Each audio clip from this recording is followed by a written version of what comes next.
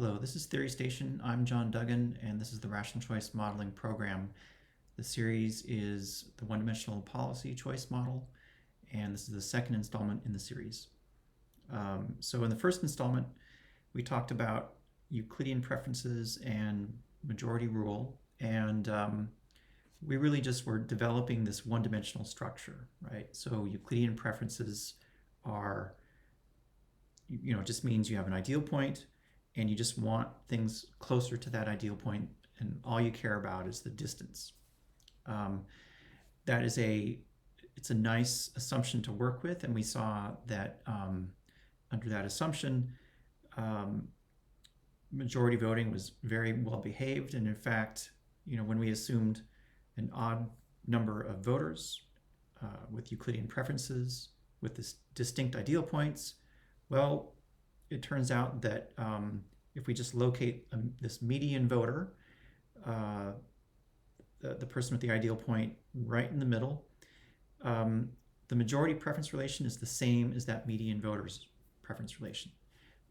So there's a strong correspondence between the median voter and majority voting.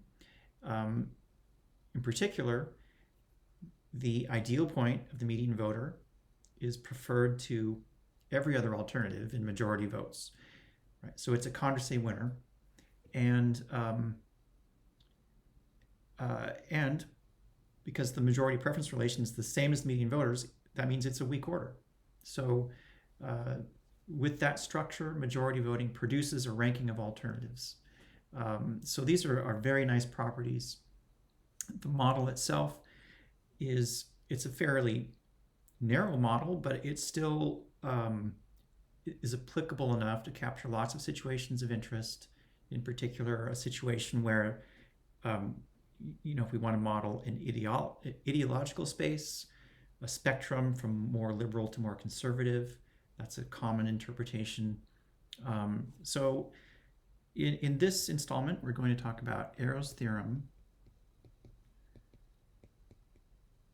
with Euclidean preferences.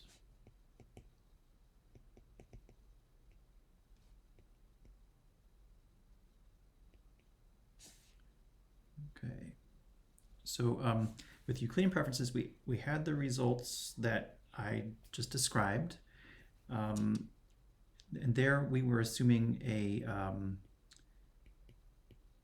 profile of Euclidean preferences.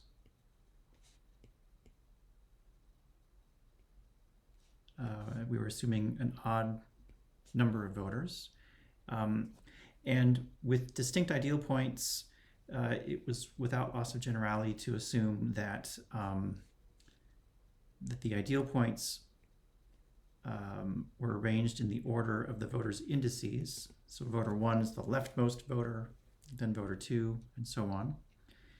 And in the middle here was voter n plus 1 over 2.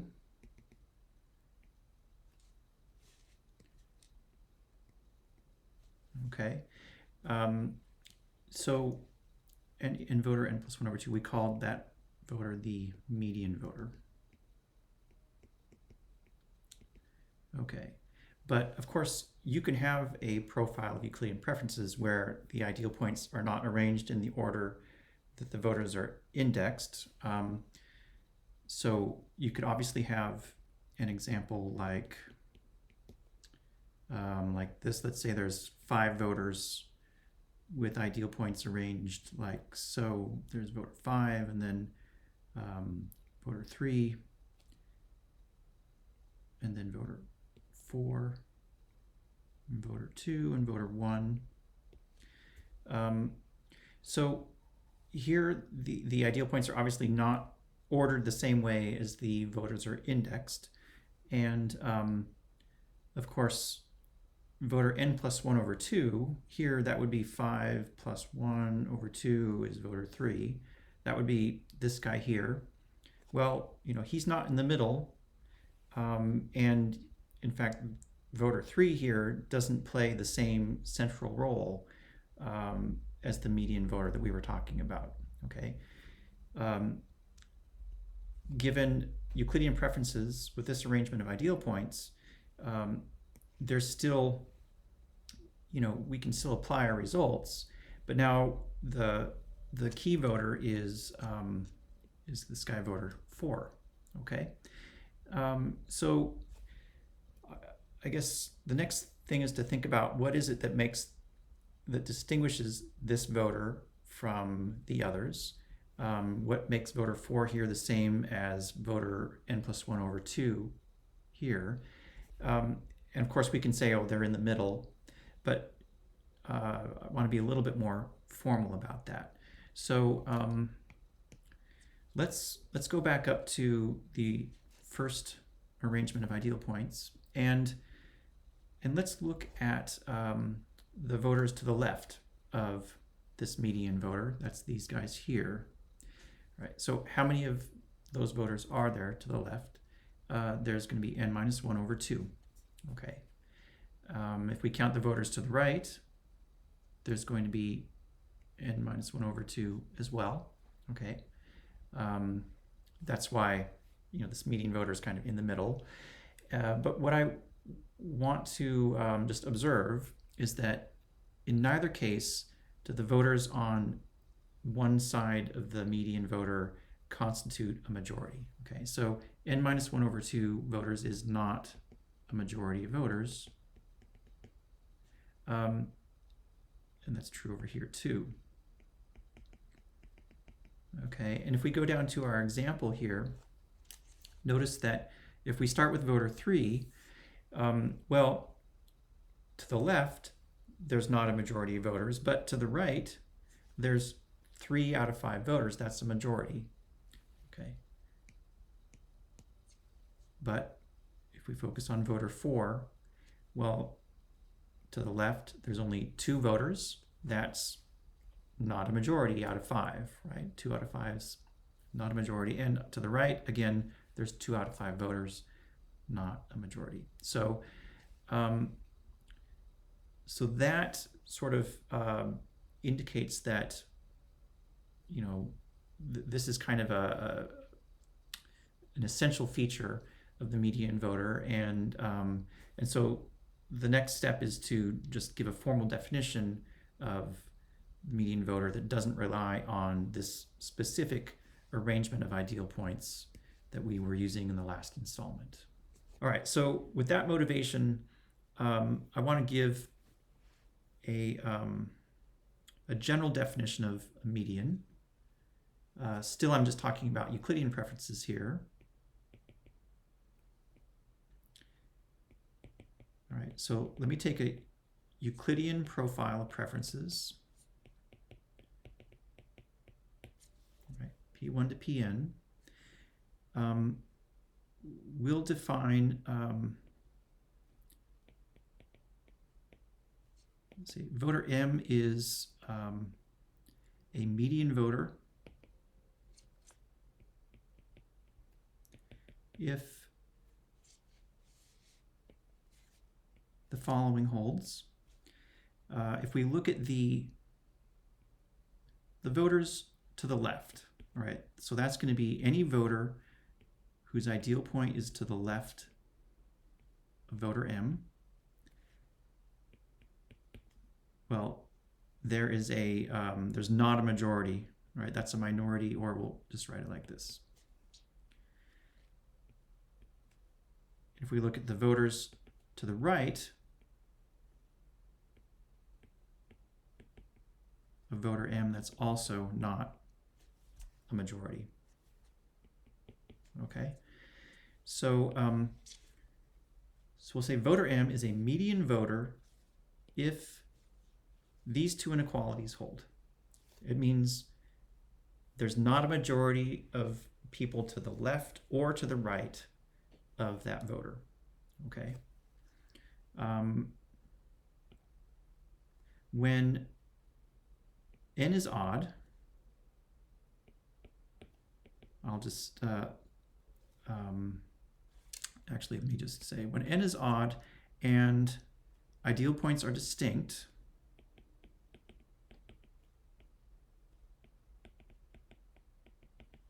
then there is a unique median voter. Okay. If you have a Euclidean profile, an odd number of voters with distinct ideal points, there will be a unique median. If the ideal points are just in the same order as the voters' indices, that will be voter n plus 1 over 2. Okay. If you have 5 guys and they're arranged in just some random order, I forget how I did it above, but it was something like, I'm going to use 3, 2, 1, 4. Again, there will be a unique median voter. In this case, it's voter 2. Okay. I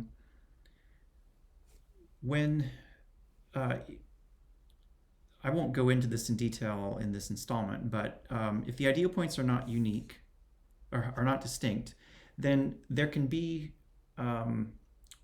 more than one voter who is a median voter, but their ideal points will have to be at the same spot. Okay, will have to be located at the same place. When n is even, then you can have up to 2 median voters if ideal points are distinct.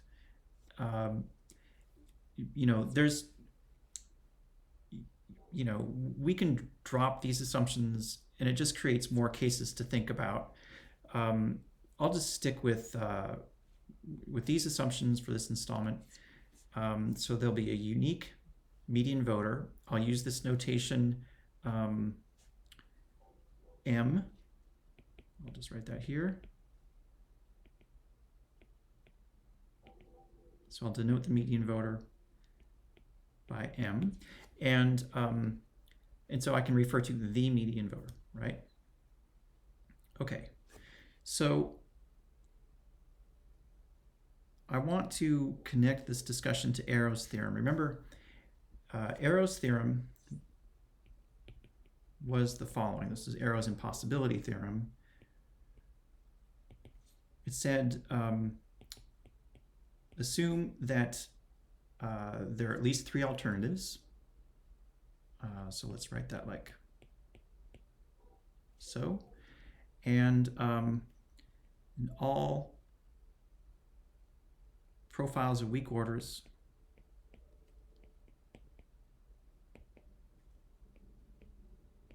are possible. Okay. The theorem said if a social preference function satisfies 3 axioms, those were rationality, IIA, and Pareto, then some voter is a dictator.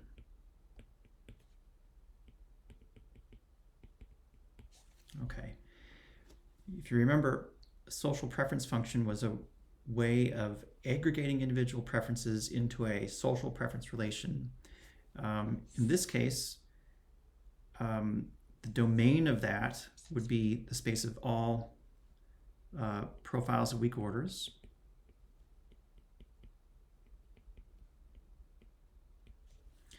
And the codomain would be all asymmetric relations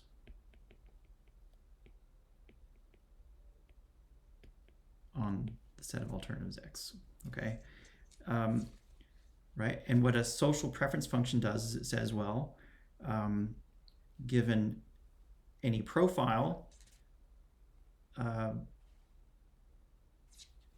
it gives us a social preference relation that compares, any pair of alternatives.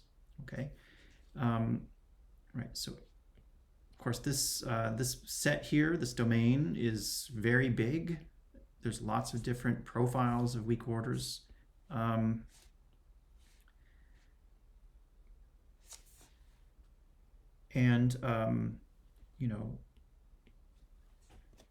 Arrow says, if you have a social preference function we used the notation F before. If it satisfies these three axioms, then some voter has to have the power to dictate a social preference between any two alternatives. The axioms were rationality.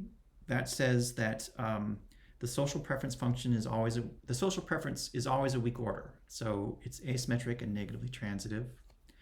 IIA says that to compare any two alternatives, the social preference function just needs to know the individual preferences between those two alternatives. So you can think of that as, all you need to do is have a show of hands who prefers X, who prefers Y, and that information is enough to tell you what the social preference is. And the Pareto axiom says if every individual prefers one alternative to another, then the social preference is also in agreement with that. So the social preference is for the first alternative over the second. All right. In general, majority rule satisfies IIA and Pareto, right? To tell whether X beats Y, you just need to have a show of hands. And obviously, if everyone prefers X to Y, then X beats Y. But majority rule ran into a problem with rationality because it did not always give us a ranking. Again, we saw this Condorcet paradox. So the majority preference could actually be a cycle.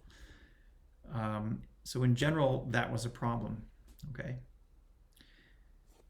But now what we're doing is we are, in Arrow's theorem, that's just, it's proven, it's a fact, it's something we're given. What we're doing now, though, is we're putting more structure on the problem, okay? So we're actually assuming that the set of alternatives is one-dimensional, okay? And we're not considering all profiles of weak orders. Well, for now, let's just think about all profiles of Euclidean preferences. Right?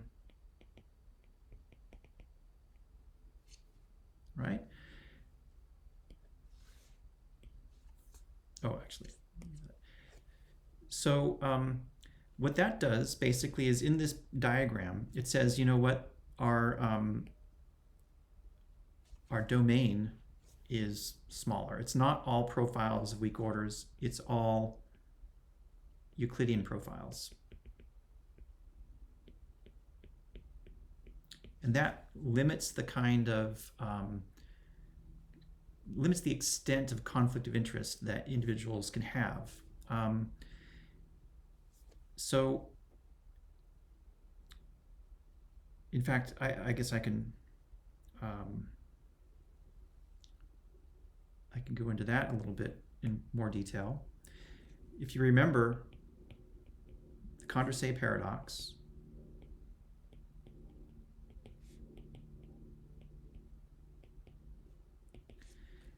there we had three individuals and their preferences over three alternatives were like so. Of course, that's just an abstract example, but what I claim is that this configuration of preferences is impossible in the one-dimensional model with Euclidean preferences, okay? In fact, right, so what I'm claiming is you cannot find three alternatives on a line and Euclidean preferences for the three voters that give you this configuration. Okay, so I'll say this configuration is impossible in the one-dimensional model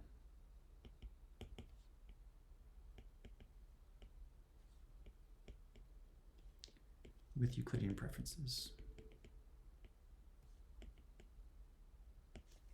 All right, so how do I convince you of that? Well, let me draw a line that represents our one-dimensional set of alternatives, okay? Now, let's just, to get a handle on this, let's just take any alternatives on that line, okay? And I'll just suppose they're ordered A first, then B, then C. But what I'm saying is going to hold for any arrangement of those alternatives on the line. Okay, it doesn't have to be. They don't have to be in alphabetical order. So what I want to point out is that one of the distinguishing features of this Condorcet paradox is that because of the way the individual rankings are constructed here, you'll notice that every alternative appears at the bottom of one of these orderings, right? So A is at the bottom of person 2, B is at the bottom of person 3, C is at the bottom of person 1. All right. Now, here I've put these 3 alternatives on the line just in alphabetical order. And what I want to argue is that if these voters have Euclidean preferences, that B cannot appear at the bottom of any ranking among these 3 alternatives. So it can't appear below A and C in any Euclidean preference relation. All right, so why is that? Let's suppose you're a voter with Euclidean preferences. If your ideal point is actually B, well, that's top ranked. It can't be below A or C, obviously. Suppose your ideal point is somewhere to the left of B. Well, if your ideal point is somewhere to the left, I'm not exactly sure, do you prefer A or B? It just kind of depends. But notice, if your ideal point is over here, these guys all prefer B to C, right? Here's B. If your ideal point is over here to the left of B, B is closer to you than C is, because C is way over to the right. So everyone to the left of B prefers B to C. Everyone to the right of B prefers C, oh, I'm sorry, I meant B to A. So let's put all that together, right? If your ideal point is to the left of B, B is not at the bottom of those 3 alternatives because C is below it. If you're at B, obviously B is not below A or C. If you're to the right of B, again, B is not below alternative A. So there's no way you could get this ranking right here, right? In the Condorcet paradox, person 3 had B strictly below A and C in their ranking. There's no way you can get that if you put this one-dimensional structure and try to, and just put those alternatives on the line. Now, if I'd done a different order, I could have had, I could have put B and then A and then C. But then the argument would be there's no way for A to be at the bottom. There's no way for A to be ranked below B and C by anyone. And that would rule out this here. And if I had put them, let's say, C in the middle, this ranking would not be possible. All right. So that's just a long way of saying that this one-dimensional Euclidean structure rules out the Condorcet paradox. And, so the problems we had with majority rule don't necessarily hold. But actually think about it. If we go back up here, if we go back to these 3 axioms of Arrow, majority rule always satisfies IA. It always satisfies Pareto. With the median voter theorem, we proved that the majority preference relation was always the preference relation of the median voter. So it's a weak order. But that means that for this domain, for the domain of Euclidean preference profiles, majority rule satisfies all three of those axioms. Okay. Now, I claim that that gives us an escape route from Arrow's theorem because majority rule is not dictatorial. Now, sometimes students will say, but wait, the median voter is a dictator, right? Didn't we just show that the majority preference relation was always the same as the median voter's ranking? And we did. But the point is, a dictator is an individual who has this special authority no matter what the preference profile is, okay? But when we're talking about Euclidean preference profiles, the identity of the median voter depends on the profile, okay? So just to drive that home,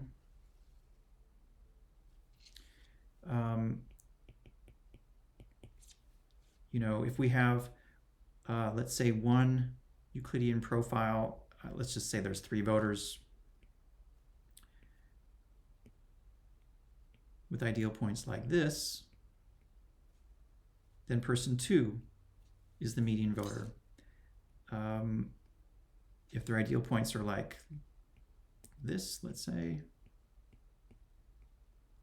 person 2 is still the median voter.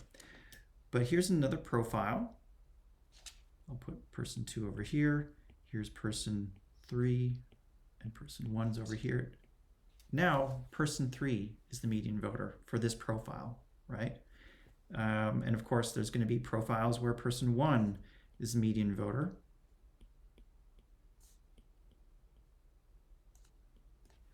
Right? So, you know, anyone can be the median voter just depending on how the ideal points are arranged. So what that means is that, let me just state this as a proposition, is that majority rule, when the domain is restricted to Euclidean preferences, majority rule satisfies Arrow's axioms without making any voter a dictator. So let's state that. Let's assume we're in the one-dimensional model. We'll assume that the number of voters is odd and at least equal to 3, and I'll just touch on that in a second, and that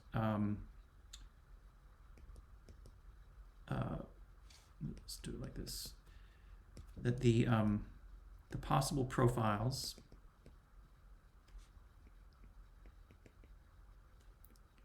are Euclidean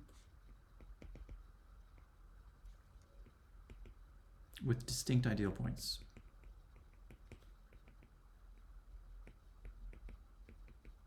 Okay, then the majority social preference function, that is F subscript M, it satisfies rationality, IIA, Pareto, and it doesn't make anyone a dictator, okay? Because anyone can be the median voter depending on the arrangement of ideal points. Here, though, I just want to highlight, I do need to assume that there's more than one voter, because if there's one voter, well, then trivially, that guy is the only median voter, and the majority preference will always be the same as that guy's. So that's not a very interesting case, but we do formally have to rule that out. Obviously, if the number of voters is odd, that means there's at least 3. Okay, so so next I want to state that that there's no voter is a dictator, and I'll just make up an axiom. Let's call it non-dictatorship.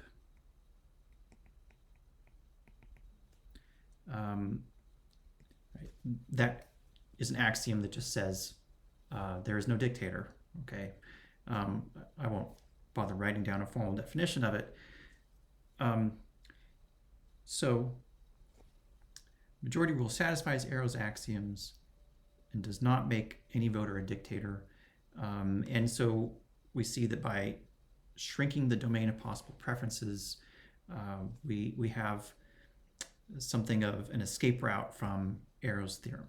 Okay, we can aggregate preferences in a very nice way using majority rule. So this is going fairly long. I think I'll end here, and then next time I will revisit some of these ideas and results, but in a somewhat more general context. So instead of imposing Euclidean preferences, which is a pretty strong assumption, right? It means the voter only cares about how far an alternative is from their ideal point.